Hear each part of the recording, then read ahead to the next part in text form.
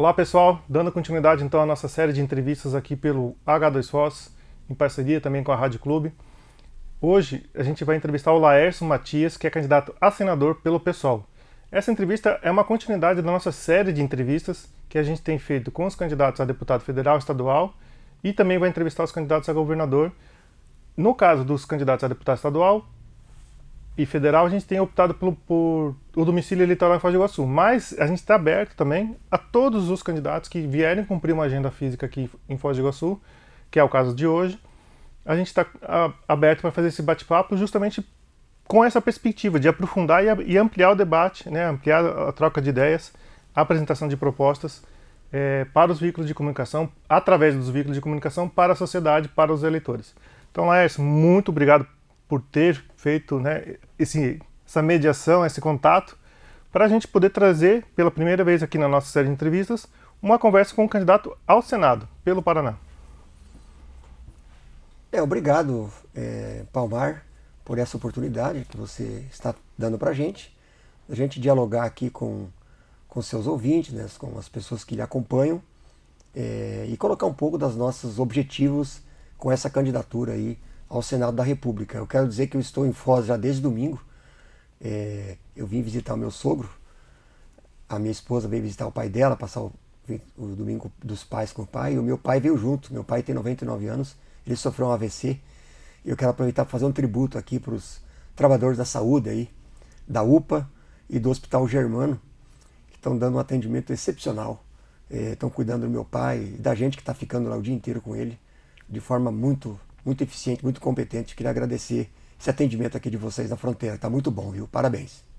Desde já, em nome do H2Foz, da Clube, a gente deseja melhoras para o seu pai, que fique tudo bem e que te fortaleça aí essa luta dele, essa empreitada dele aí. Sim. Também te fortaleça nessa caminhada tua. Com certeza. Beleza? Laércio, para a gente começar a nossa conversa, eu queria que você se apresentasse. Eu nasci em São Miguel do Oeste, Santa Catarina, vim para o Paraná com 4 anos para morar em Cascavel. Minha vida profissional, eu trabalhei na HM, depois trabalhei no Senac, depois no Banestado. Do Banestado fui para o Itaú e agora estou há alguns anos no Sindicato dos Bancários de Cascavel. A minha militância política começou na saúde. Eu tive um irmão que sofreu infortúnio de ser cometido pelo vírus do HIV. À época era aquela novidade, né? Aquele medo da sentença de morte. Nós criamos um grupo chamado Grupo pela Vida, e através desse grupo a gente começou a estudar um pouco da doença, organizar, a compreender o processo de prevenção, de tratamento, e levamos esse grupo até que surgiu no Ministério da Saúde, feito pelo governo federal, um programa nacional de atendimento às pessoas vítimas dessa enfermidade, da HIV, da AIDS, né? E isso me despertou para a política. Daí eu comecei a militar em partidos políticos, no PT. Eu militei no PT até 2004. Em 2004 eu saí do PT e vim para o PSOL. Ajudei a criar o PSOL, onde eu estou até hoje. Atualmente sou presidente estadual do PSOL e agora candidato a Senado da República pela coligação, pela Federação PSOL-Rede, aqui no Paraná. Essa é a sua primeira eleição? Primeira vez que você sai candidato a um cargo eletivo? Não, eu já fui candidato a vereador e fui candidato a deputado. Em 2002, quando o Lula foi eleito presidente da República, eu fui candidato a deputado estadual. Na oportunidade eu fiz 6 mil, quase 7 mil votos, né, a deputado estadual. Faltou um pouquinho para me eleger. E depois eu fui candidato a vereador, também pelo pessoal, de não conseguir me eleger. E agora então estou retomando essa disposição aí de disputar o voto do eleitor paranaense.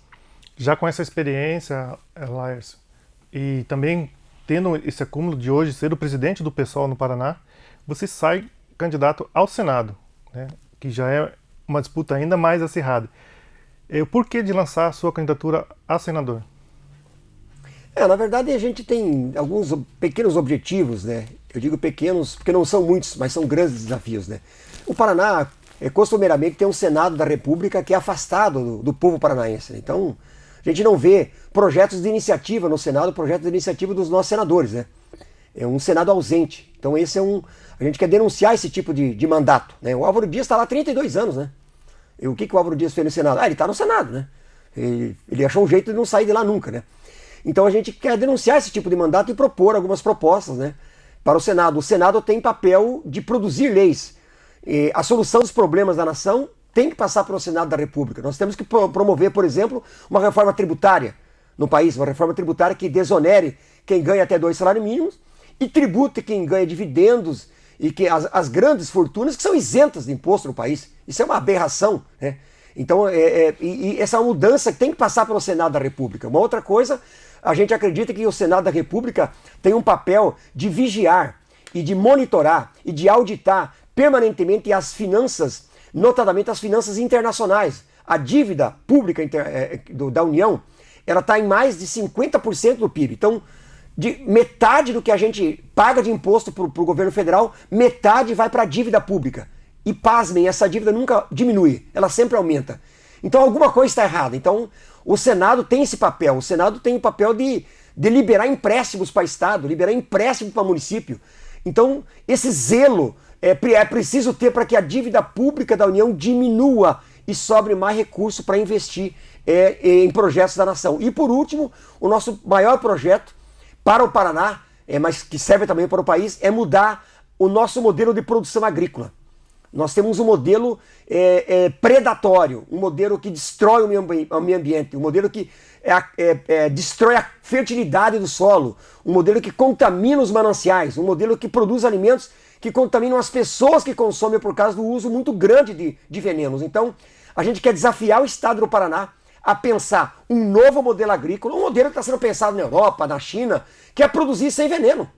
É possível, tem tecnologia para isso, e nós queremos no Senado da República produzir, né, esse debate, levar esse debate para produzir leis e gestar um projeto nacional de transformar o Brasil num celeiro agrícola que ao mesmo tempo proteja a sua maior riqueza, que é o nosso solo e as nossas águas, e produz alimentos para o mundo, mas alimentos saudáveis, alimentos sem veneno. Quando você fala modelo agrícola, você está falando especificamente de qual modelo? A agroecologia. Nós estamos falando da agroecologia, que ela é incipiente, ela tem várias experiências pequenas e incipientes, e que são de grande importância, né? Mas que o Brasil, por ser um país que exporta soja, milho, quer dizer, exporta divisas, pensa na balança comercial, ele perde de vista que nós podemos pagar muito caro no futuro pela destruição do nosso solo e a destruição das nossas águas. Então, nós temos que pensar como é que nós vamos fazer essa transição, né? Essa transição que a Europa está fazendo, a França está fazendo, a Alemanha está fazendo, tem países que já está proibido o uso de agrotóxicos. Então nós temos que pensar como é que nós vamos continuar sendo um grande exportador de alimento, mas um alimento saudável. E essa transição tem que passar por um programa de investimento, de financiamento, de pesquisa nacional, dirigido para transformar o Brasil nessa potência econômica de produção de alimentos, de exportação de alimentos, mas preservando a natureza para preservar a saúde das pessoas. A agroecologia daria conta de produzir milhões de toneladas como são produzidas hoje? Você acredita que isso seja possível de que forma? Olha só, o milho e o soja que a gente produz aqui é para engordar porco, ave e suíno em outros continentes, né? Então essa é uma outra coisa que a gente precisa pensar. Qual o nosso modelo industrial? Exportar commodities, exportar matérias primárias, você está perdendo o recurso para o país e não ganhando. Se nós industrializássemos, nós produzíssemos aquilo que fosse produzido aqui, nós tivéssemos um programa de industrialização para transformar isso e vender o produto pronto para o consumo, nós poderíamos lucrar 2 ou 3 vezes mais do que nós lucramos hoje. Então é pouco inteligente produzir soja e milho com veneno, destruindo o meio ambiente, contaminando a água, para vender para o exterior, faturando pouco, 1/3 do que poderia ganhar. Então esse que é o desafio.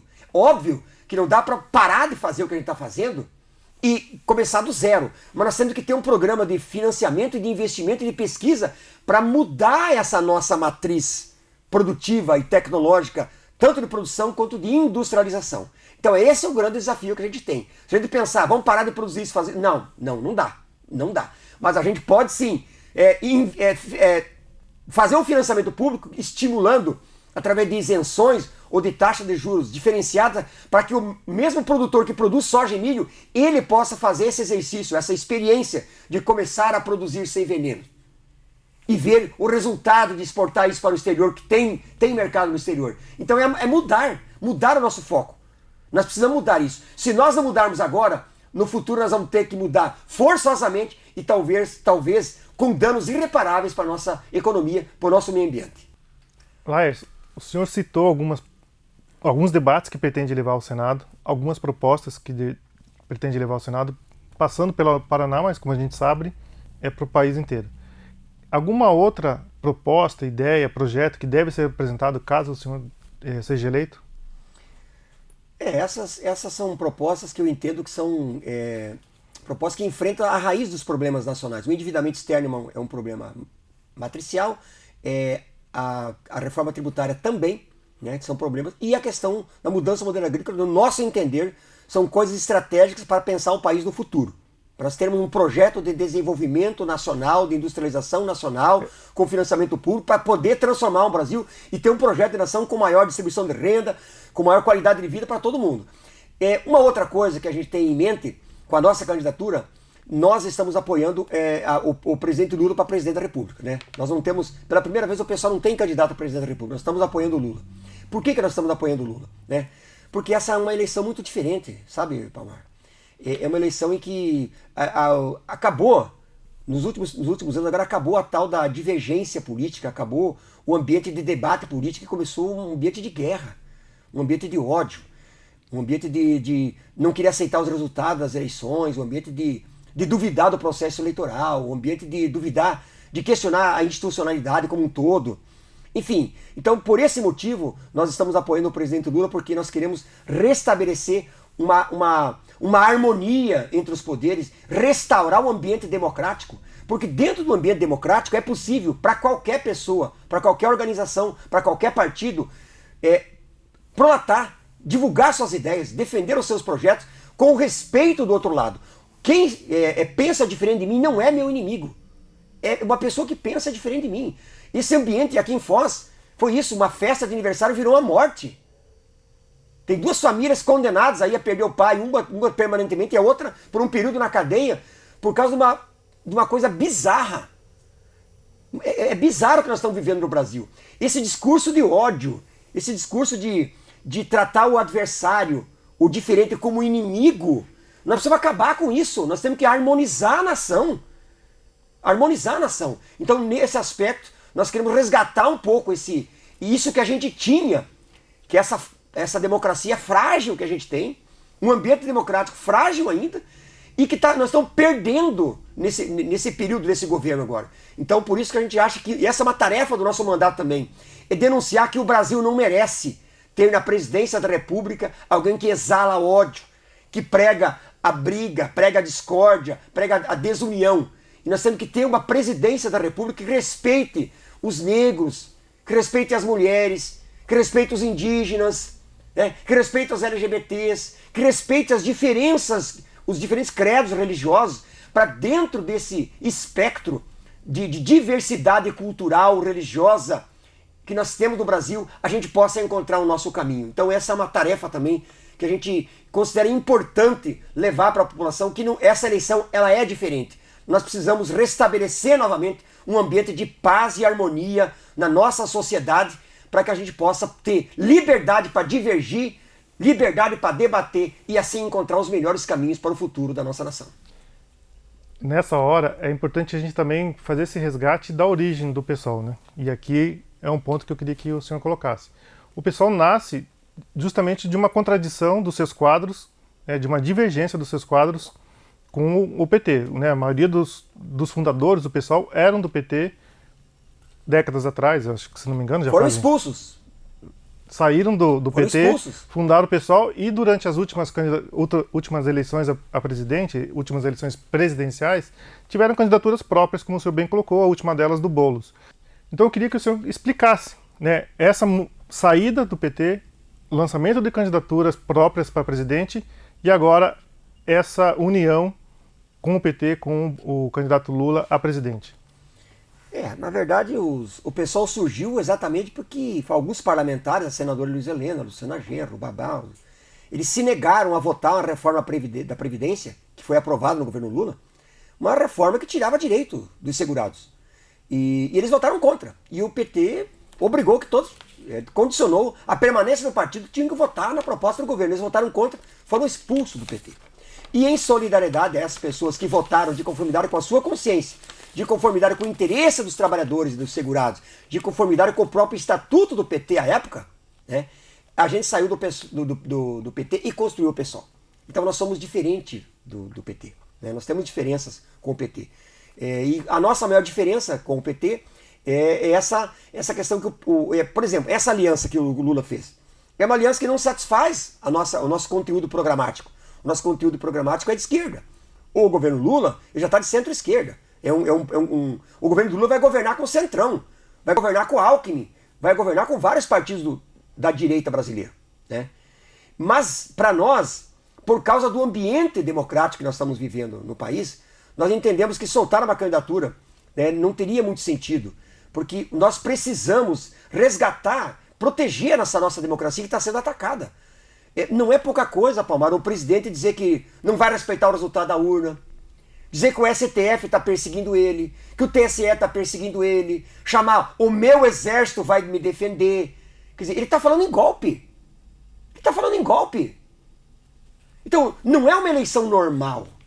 Se fosse uma eleição normal, nós teríamos candidato próprio para reafirmar o nosso projeto, o nosso compromisso de ir além daquilo que o PT tem proposto, inclusive nessa eleição. Inclusive nessa eleição. O PT não propõe o nosso programa inteiro, só parte dele. Mas isso nos satisfaz por causa do ambiente. Então, nós temos que salvar, na verdade, a nossa república desses ataques. Nós temos que restabelecer um ambiente de paz e harmonia dentro da nossa democracia e dentro dela, aí divergir de novo. Aí nós queremos novamente levantar nossa bandeira de partido, as nossas propostas. Por exemplo, a auditoria da dívida, tributação das grandes fortunas, elas não estão amparadas 100% no programa do governo Lula. Mas não é por isso que nós vamos deixar de apoiar o governo Lula. Porque a gente entende que precisamos derrotar um governo que prega esse tipo de ataque às instituições. Então essa é a nossa divergência. Nós estamos apoiando o Lula para presidente por causa da questão conjuntural, mas nós mantemos a nossa autonomia e a nossa diferença programática, porque depois da eleição a gente vai continuar sendo o PSOL. Nós não vamos entrar no PT, nós não vamos nem entrar no governo. Nós vamos continuar com os nossos parlamentares, né, fazendo as críticas àquilo que o governo Lula não avançar no nosso entendimento que tem que avançar, né, e apoiando aquilo que tiver correto. Né, essa vai ser a nossa posição frente ao governo Lula. Laércio, e aqui no Paraná, né, vocês estão com a candidatura da professora Ângela ao governo do estado. Queria que você fizesse uma breve defesa do porquê da candidatura da professora Ângela para o governo do Paraná. Na maioria dos estados o pessoal tem candidato ao governador, né, ao governo do estado. Porque daí, aonde não tem é porque existe uma situação muito bem localizada de que a eleição vai se disputar de forma bastante acirrada. Né? No Paraná, infelizmente, eu não sei porquê, cargas d'água, eu digo não sei porquê, porque eu não vejo o governo Ratinho como um governo de grandes obras. Né? Não vejo o Ratinho como um governo de grandes obras, muito pelo contrário, um governo que, sem ideias, sem projetos, mas, enfim, parece que há uma aceitação, uma apatia paranaense em reeleger o Ratinho. Né? Todas as pesquisas apostam isso. O Requião é a candidatura que está mais, assim, por ter sido senador e ser governador 3 vezes do Paraná, então ele tem um handicap para enfrentar o Ratinho, mas parece uma coisa bastante difícil da gente vencer essa eleição contra o Ratinho. E nesse aspecto, a candidatura da professora Ângela, mulher, jovem, professora, vítima do governo Ratinho, né, por causa do que aconteceu naquele massacre, enfim, desse processo do Beto Richa e desse ataque aos direitos dos professores e ataque à educação no Paraná, a candidatura da professora Ângela contribui sim para aumentar o número de votos contra o Ratinho e quem sabe garantir um segundo turno. Então a gente consegue manter o nosso programa, levantar nossa bandeira no Paraná, contribuir com a realização de um segundo turno, né? E no segundo turno, se nós não passarmos e passar o Requião, obviamente nós vamos apoiar o Requião contra o governo do Ratinho. E no caso dos candidatos a deputado estadual e federal? O pessoal lançou chapa completa, o pessoal está com quantos candidatos para cada casa de leis? Nós temos... E a parte mais importante, se tem viabilidade, se vocês pretendem eleger deputados estaduais e deputados federais. Nós temos chapa completa para federal e para estadual. Federal são 31 candidatos. São 10 candidatos do PSOL e 21 da rede, porque nós temos federação com a rede. Né? E no estadual nós temos 19 candidatos a deputado e os outros são da rede, formando 55 candidatos. Então, chapa completa. Nós vamos eleger provavelmente 2 estaduais e 1 federal. Essa é a nossa meta. Essa é a nossa meta, né? Nós temos, na vez passada, a gente saiu separado. Se nós somássemos a votação das duas, já daria um estadual. Então agora a gente acredita que vai eleger pelo menos 2 estaduais e pelo menos 1 deputado federal. Obviamente que pode ser do pessoal ou da rede, porque a gente a federação unifica no processo eleitoral os 2 partidos, né? Seriam os primeiros deputados estaduais e federais pelo pessoal aqui no Paraná? Exatamente. Exatamente, nós temos somente vereadores eleitos aqui no Paraná, né? Não temos nenhum deputado ainda. A rede elegeu um senador uma vez passado, o Flávio Arnes, mas ele abandonou a rede e foi se juntar lá ao Podemos, né? Foi se aconchegar lá com o Álvaro Dias e o Orovice e estão lá, amoitados no Senado Federal. E ele abandonou a rede. Então a rede não tem parlamentar aqui no Paraná também, só vereadores também. Certo.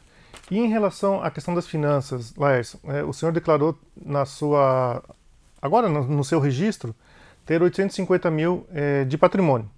Então eu queria que o senhor me contasse um pouco fruto de que trabalho que é esse patrimônio de 850 mil e também de como pretende bancar a sua candidatura, como o partido, o pessoal pretende bancar a sua candidatura, se vai ter uma estimativa de gastos, né? E quais são as fontes de arrecadação. Na verdade, a nossa é a militância do partido, né? A única coisa que tem de reforço é que tem o fundo eleitoral, que infelizmente foi aumentado demais, né? É um absurdo a gente admitir que o recurso público financie de forma tão volumosa um processo eleitoral, né?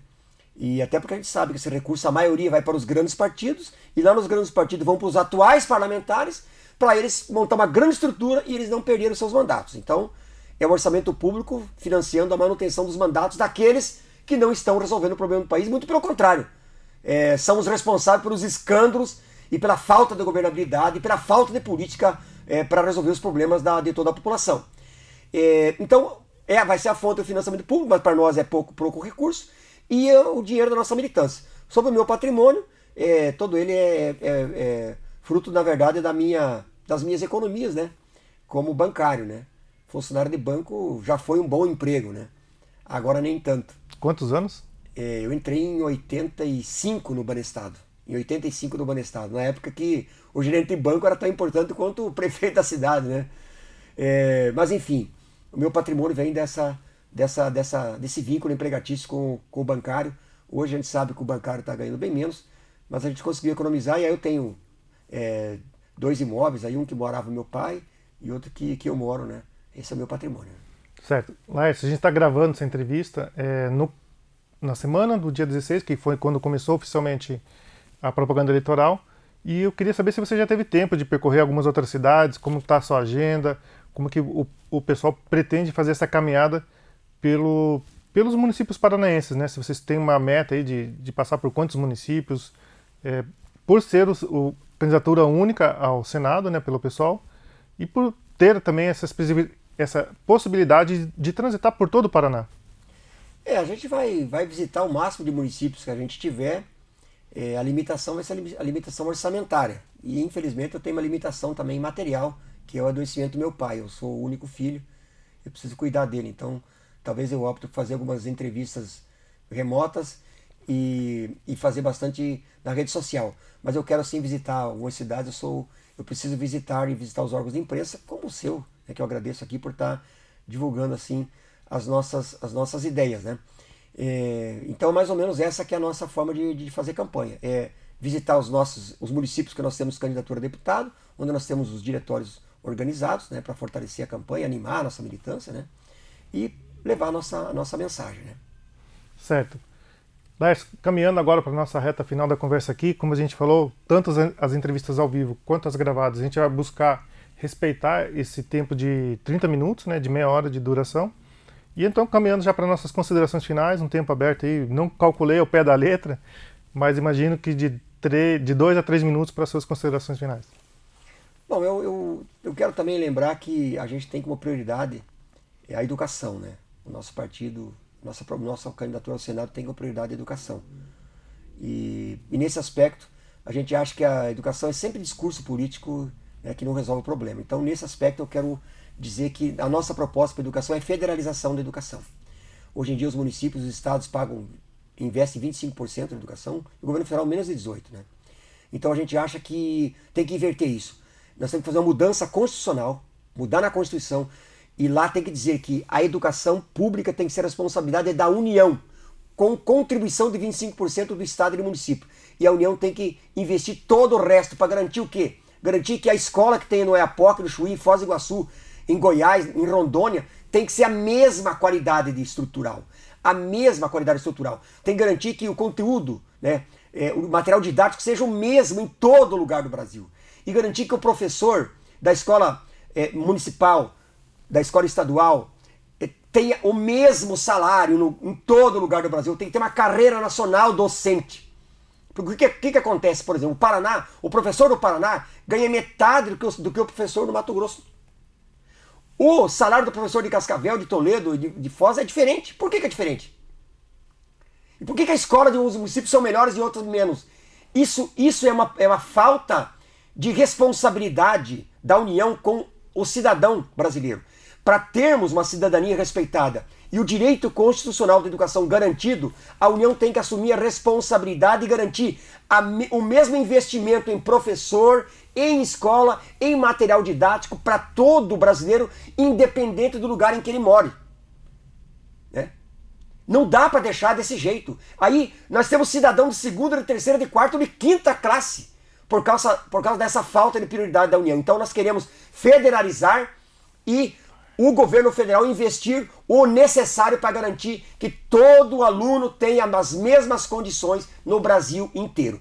E indo para o final da nossa entrevista, eu quero agradecer novamente o espaço que você nos dá e dizer que nós temos como meta eleger o presidente Lula para restabelecer o ambiente democrático do país. Nós precisamos eleger uma bancada de parlamentares federais, estaduais e senadores para fortalecer uma bancada que diminua o poder do Centrão, que é essa bancada que vende voto, essa bancada que criou orçamento secreto, que desviou 16 bilhões do orçamento da União. Né?